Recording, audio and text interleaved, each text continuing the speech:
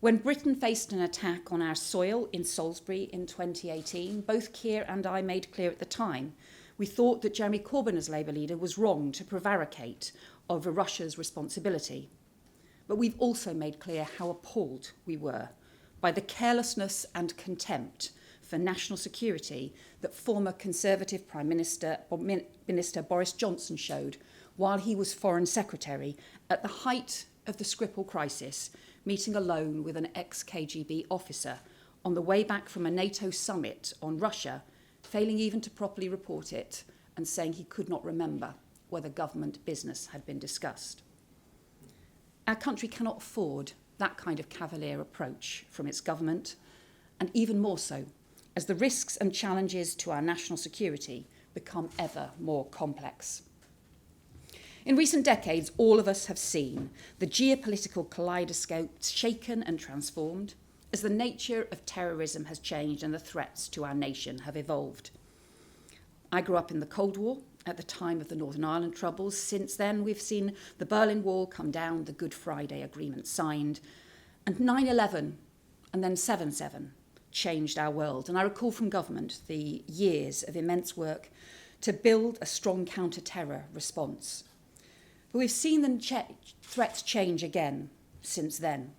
As the update to the government's integrated review warned in March, the transition into a multipolar, fragmented and contested world has happened more quickly and definitively than anticipated. And we are now in a period of heightened risk and volatility. The UK faces continued challenges from Islamist and far-right extremists radicalised online, in prison or in the community. And instability in Afghanistan, Syria and East Africa means that groups affiliated to AQ and ISIS are operating with greater freedom again. The murder of Lyra McKee, the attack on DCI Caldwell in Omagh are a sharp reminder of the resurgent challenges in Northern Ireland. But meanwhile, we've also seen a steep rise in state-sponsored threats, stretching far beyond conventional espionage, from Russia's attempted assassination of the Skripals and the killing of Dawn Sturgis, to the beating of Hong Kong protesters outside the Chinese consulate in Manchester, and the persecution of Iranian journalists by the IRGC, including 15 threats to kidnap or kill on British soil.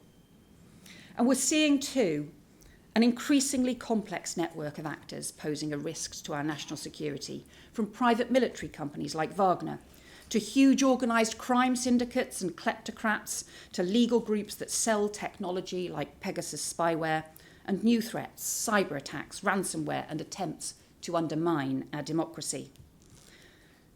And at the same time as the Intelligence and Security Committee report, the rise of China poses a different kind of challenge, where the impact of China's ambition and capability have enabled it to successfully penetrate every sector of the UK's economy.